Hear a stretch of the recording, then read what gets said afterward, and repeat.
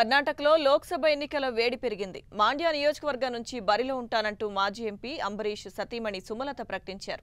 అయితే ఇక్కడి నుంచే కర్ణాటక సీఎం కుమారస్వామి తనయుడు నిఖిల్ రంగంలో దిగుతున్నట్లు తెలియడంతో మాండ్యాలో పోటీ ఆసక్తికరంగా మారింది. నోటిఫికేషన్ కూడా రాకముందే సుమలతకు మద్దతు ఇచ్చేందుకు కొందరు సినీ నటులు, నిఖిల్ వైపు మరికొందరు రంగంలో దిగడంతో ఇక్కడి ఎన్నికకు సినీ గ్లామర్ తోడైంది.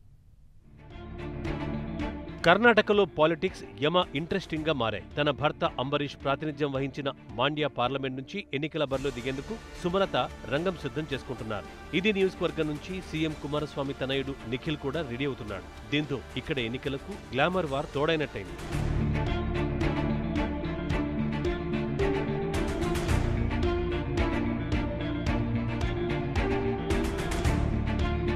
మాండ్య నుంచి సుమలతనే కాంగ్రెస్ తన అభ్యర్థిగా నిలబెడుతుందని అంతా భావించినా మధ్యలో డీకే శివకుమార్ ఆ ఆలోచనకి గండి కొట్టినట్టు కనిపిస్తోంది.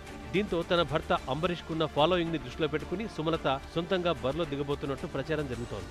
ఈ మధ్యలో ఆమె బీజేపీ నేతల్ని కలవడం కూడా కాంగ్రెస్ వర్గాల్లో కలకలానికి కారణమైంది.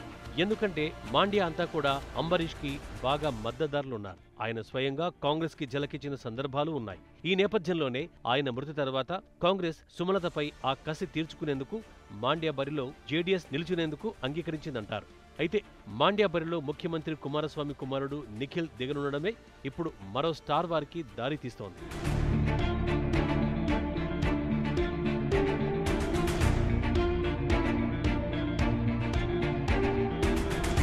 అంబరీష్ కున్న క్రేజ్ని ఎదుర్కోవాలంటే సినిమానే ఆశ్రయించాలని జేడీఎస్ భావిస్తోంది. అది ఎవరో ఎందుకు, తన కుటుంబం నుంచైతే ఇంకా మంచిదని కుమారస్వామి, ఆయన తండ్రి దేవగౌడ ప్లాన్ గా తెలుస్తోంది.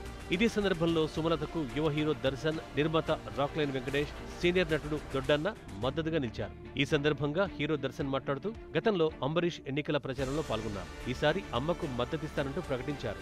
అంతేకాదు రానున్న రోజుల్లో సుదీప్, యష్, ఇతర హీరోలు సుమలతకు మద్దతిస్తారనే ప్రచారం జరుగుతోంది. ఇలా కొంతమంది హీరోలు సుమలతకి మద్దతుగా నిలిస్తే ఆమె గెలుపు ఖాయమనే టాక్ వినిపిస్తోంది.